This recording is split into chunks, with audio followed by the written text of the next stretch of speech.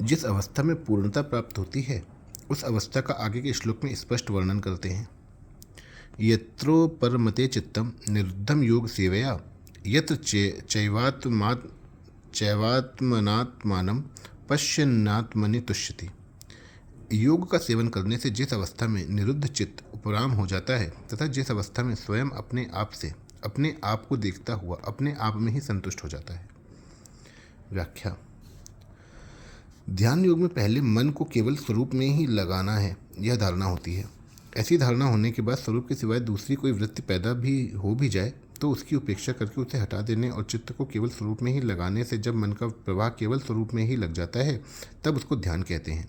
ध्यान के समय ध्याता, ध्यान और ध्येय यह त्रिपुटी रहती है, अर्थात साधक ध्यान के समय अपने को ध्याता मानता है, स्वरूप में तद्रूप होने वाली वृत्ति को ध्यान मानता है और साध्य रूप स्वरूप को ध्येय मानता है। तात्पर्य है कि जब तक इन तीनों का अलग अलग ज्ञान रहता है तब तक वह ध्यान कहलाता है। ध्यान में ध्येय की मुख्यता होने के कारण साधक पहले अपने में ध्यातापना भूल जाता है, फिर ध्यान की वृत्ति भी भूल जाता है, अंत में केवल ध्येय ही जागृत रहता है। इसको समाधि कहते हैं। यह संप्रज्ञात समाधि है जो चित्त की एकाग्र अवस्था में होती है। इस समाधि के दीर्घ काल के अभ्यास से फिर असंप्रज्ञात समाधि होती है। इन दोनों समाधियों में भेद यह है कि जब तक ध्येय का नाम और नाम नामी का संबंध ये तीनों चीज़ें रहती हैं तब तक वह संप्रज्ञात समाधि होती है। इसी को चित्त की एकाग्र अवस्था कहते हैं। परंतु जब नाम की स्मृति न रहकर केवल नामी ध्येय रह जाता है तब वह असंप्रज्ञात समाधि होती है। इसी को चित्त की निरुद्ध अवस्था कहते हैं। निरुद्ध अवस्था की समाधि दो तरह की होती है, सबीज और निर्बीज। जिसमें संसार की सूक्ष्म वासना रहती है वह सबीज समाधि कहलाती है। सूक्ष्म वासना के कारण सबीज समाधि में सिद्धियां प्रकट हो जाती हैं। ये सिद्धियां सांसारिक दृष्टि से तो ऐश्वर्य हैं, पर पारमार्थिक दृष्टि से चेतन तत्व की प्राप्ति में विघ्न है। ध्यान योगी जब इन सिद्धियों को निस्तत्व समझकर इनसे उपराम हो जाता है तब उसकी निर्बीज समाधि होती है, जिसका यहाँ इस श्लोक में निरुद्धम पद से संकेत किया गया है। ध्यान में संसार के संबंध से विमुख होने पर एक शांति, एक सुख मिलता है जो कि संसार का संबंध रहने पर कभी नहीं मिलता। संप्रज्ञात समाधि में उससे भी विलक्षण सुख का अनुभव होता है। इस संप्रज्ञात समाधि से भी असंप्रज्ञात समाधि में विलक्षण सुख होता है। जब साधक निर्बीज समाधि में पहुंचता है तब उसमें बहुत ही विलक्षण सुख आनंद होता है। योग का अभ्यास करते करते चित्त निरुद्ध अवस्था निर्बीज समाधि से भी उपराम हो जाता है, अर्थात योगी उस निर्बीज समाधि का भी सुख नहीं लेता, उसके सुख का भोक्ता नहीं बनता। उस समय वह अपने स्वरूप में अपने आप का अनुभव करता हुआ अपने आप में संतुष्ट होता है। उपरमते पद का तात्पर्य है कि चित्त का संसार से तो प्रयोजन रहा नहीं और स्वरूप को पकड़ सकता नहीं, कारण कि चित्त प्रकृति का कार्य होने से जड़ है और स्वरूप चेतन है। जड़ चित्त चेतन स्वरूप को कैसे पकड़ सकता है, अर्थात नहीं पकड़ सकता, इसलिए वह उपराम हो जाता है। चित्त के उपराम होने पर योगी का चित्त से सर्वथा संबंध विच्छेद हो जाता है। तुष्यति कहने का तात्पर्य है कि उसके संतोष का दूसरा कोई किंचन मात्र भी कारण नहीं रहता, केवल अपना स्वरूप ही उसके संतोष का कारण रहता है। इस श्लोक का सार यह है कि अपने द्वारा अपने में ही अपने स्वरूप की अनुभूति होती है।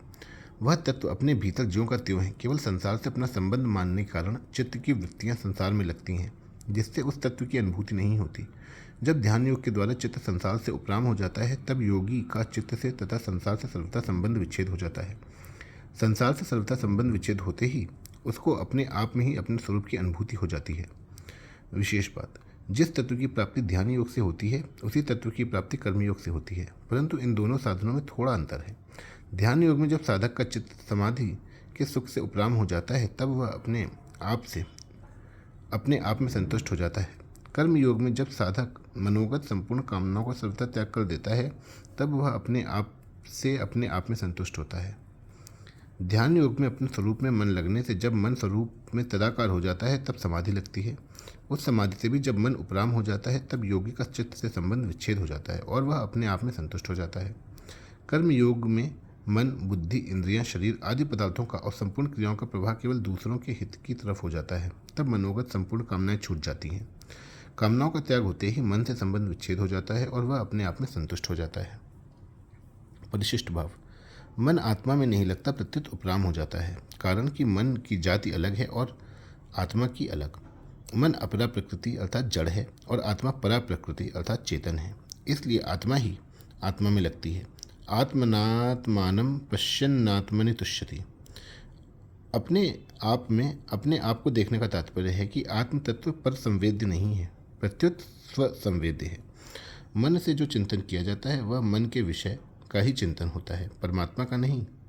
बुद्धि से जो निश्चय किया जाता है वह बुद्धि के विषय का निश्चय होता है, परमात्मा का नहीं। वाणी से जो वर्णन किया जाता है वह वाणी के विषय का ही वर्णन होता है, परमात्मा का नहीं। तात्पर्य यह है कि मन बुद्धि वाणी से प्रकृति के कार्य अन आत्मा का ही चिंतन निश्चय तथा वर्णन किया जाता है, परंतु परमात्मा की प्राप्ति मन बुद्धि वाणी से सर्वथा विमुख है, अर्थात बुद्धि संबंध विच्छेद होने पर ही होती है।